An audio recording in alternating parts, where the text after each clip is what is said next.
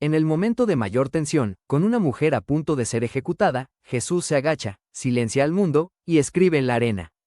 ¿Qué escribió? El secreto que humilló a sus enemigos. Y en ese silencio y en esas palabras escritas en el polvo, Jesús no solo salvó una vida, nos dio una de las lecciones más profundas sobre la verdadera justicia, la falsa hipocresía y la infinita misericordia de Dios. Padre Daniel, gracias por estar aquí. Hoy vamos a sumergirnos en una de las escenas más dramáticas y misteriosas de todo el Evangelio, la historia de la mujer adúltera en el capítulo 8 de San Juan. Todos conocemos la frase famosa, el que esté libre de pecado, que tire la primera piedra. Pero hay un detalle en el centro de esa historia que la Biblia deja sin respuesta y que ha fascinado a los creyentes por 2000 años. ¿Qué demonios escribió Jesús en la arena? Gracias a ti. Y es una pregunta maravillosa porque nos obliga a no ser lectores pasivos de la Biblia. Nos invita a convertirnos en detectives, a analizar el contexto, la ley judía, la psicología de los personajes, para poder formular hipótesis fundadas. Y aunque nunca tendremos la certeza absoluta, las posibilidades que la tradición y la teología nos ofrecen son increíblemente reveladoras. Antes de llegar a lo que escribió, tenemos que entender la escena. Es un verdadero thriller. ¿Cuál es el contexto? El contexto es de máxima tensión. Jesús está en el templo de Jerusalén enseñando a la multitud. Es un espacio público, sagrado, y de repente un grupo de escribas y fariseos interrumpe de la forma más violenta posible. Arrastran a una mujer y la ponen en medio de todos. La humillación pública es el primer acto de crueldad. Exacto. Y su acusación es brutal y directa. Maestro, esta mujer ha sido sorprendida en el acto mismo de adulterio. Y en la ley Moisés nos mandó apedrear a tales mujeres. Tú, pues, ¿qué dices? Y aquí el evangelista San Juan, como un buen director de cine, nos susurra al oído el verdadero motivo. Mas esto decían tentándole para poder acusarle. No les importaba la mujer. No les importaba la ley. Era una trampa para Jesús. Era una trampa perfecta, diabólicamente inteligente. Piénsalo, tenía 2 cuernos, y ambos eran mortales para Jesús. Opción A. Si Jesús dice, no la apedreen, pueden acusarlo públicamente de violar la ley de Moisés, que era la ley de Dios. Perdería toda su credibilidad como maestro religioso. Opción B. Si Jesús dice, sí, cumplan la ley, apedréenla, cae en 2 trampas. Primero, estaría contradiciendo todo su mensaje de misericordia y perdón. Segundo, y más importante, estaría violando la ley romana.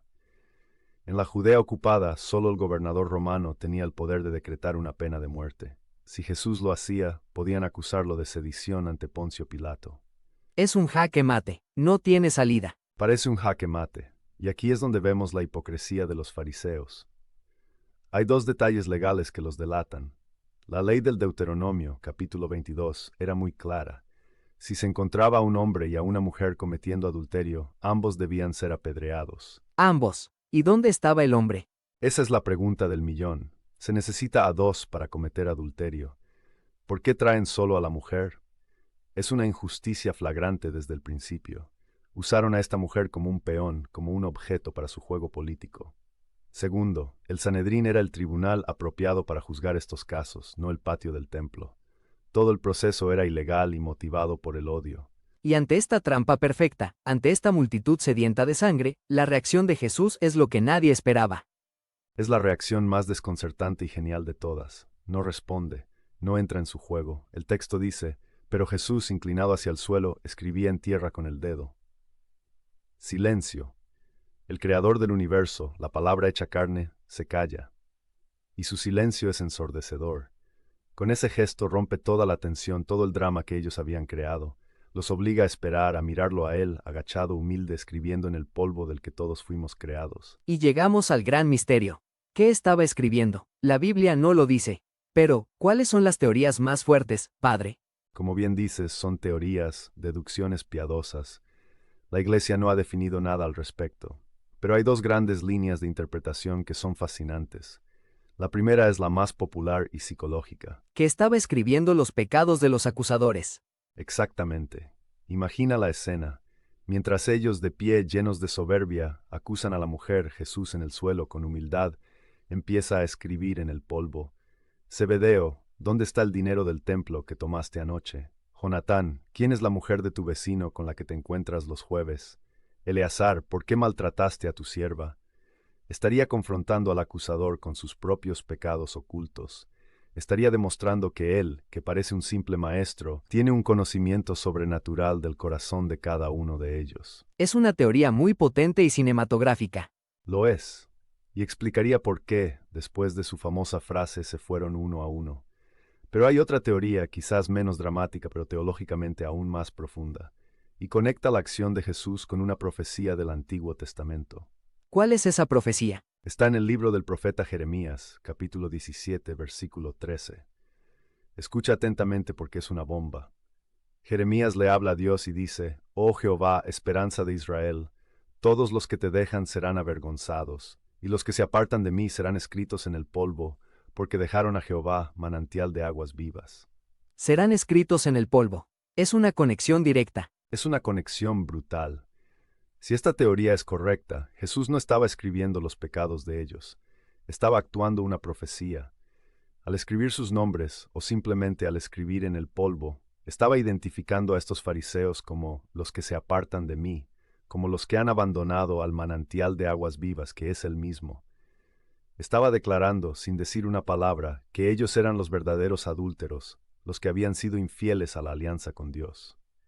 Y al escribir sus nombres en el polvo, estaba sentenciando que sus nombres eran mortales, efímeros, destinados a ser borrados por el viento, en contraste con los nombres escritos en el libro de la vida. Es una declaración de su propia divinidad de una forma increíblemente sutil y poderosa.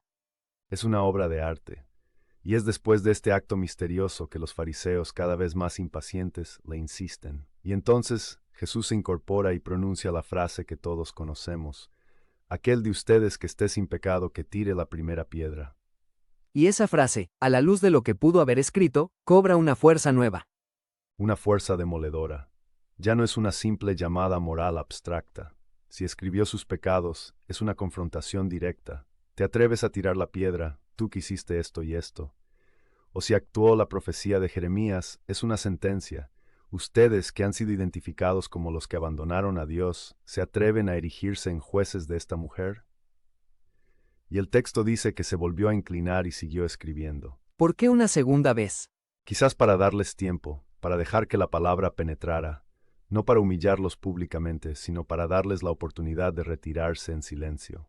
Y eso es lo que hacen. El texto dice de forma maravillosa: acusados por su conciencia, salían uno a uno, comenzando desde los más viejos hasta los postreros. Y al final, quedan solo Jesús y la mujer. El clímax de la historia.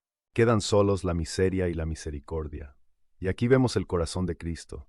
Se levanta y le hace la pregunta más tierna: «Mujer, ¿dónde están los que te acusaban? ¿Ninguno te condenó?» Y ella responde: «Ninguno, Señor». Y entonces Jesús pronuncia las palabras que son el corazón del sacramento de la confesión: «Ni yo te condeno. Vete y en adelante no peques más». Analicemos esa frase. Tiene dos partes. Dos partes inseparables que definen la misericordia cristiana. La primera es el perdón incondicional. Ni yo te condeno. Él, el único que no tenía pecado y que tenía el derecho de tirar no una piedra, sino el universo entero, no la condena. La libera de su culpa, de su pasado. Pero la misericordia de Jesús nunca es una misericordia barata. No le dice: «No te preocupes, no pasa nada. El pecado es grave». Y por eso, inmediatamente añade la segunda parte, la llamada a la conversión: «Vete y no peques más». El perdón de Cristo no es un permiso para seguir pecando. Es una sanación que nos da la fuerza para empezar una vida nueva. Es la verdadera liberación. Para resumir este viaje tan increíble, la historia de la mujer adúltera es la historia de una trampa perfecta, desmantelada por la sabiduría divina de Jesús. Su silencio y su misterioso acto de escribir en la arena rompieron la lógica de sus enemigos. Y aunque no sabemos con certeza qué escribió, las teorías nos revelan una profundidad asombrosa. Y al final, la historia se convierte en el ícono perfecto de la misericordia de Dios, un perdón que no condena nuestro pasado y una llamada que nos exige un futuro de santidad. Una síntesis perfecta. Esta historia es un evangelio en miniatura. Nos muestra la hipocresía del legalismo, la sabiduría silenciosa de Dios y sobre todo que ante la miseria de nuestro pecado, la única respuesta de Jesús es un torrente de misericordia que nos levanta y nos invita a caminar de nuevo. Padre Daniel, ha sido una exposición que nos ha hecho vivir esta escena con una intensidad y una claridad completamente nuevas. Le agradezco de corazón. Gracias a ti. que todos podamos, como la mujer adúltera, encontrarnos con esa mirada de Jesús que no condena, sino que sana. Y a nuestra audiencia. Ahora que han visto la profundidad de la misericordia de Jesús, vean este video para descubrir paso a paso cómo recibir esa misma misericordia en el sacramento de la confesión.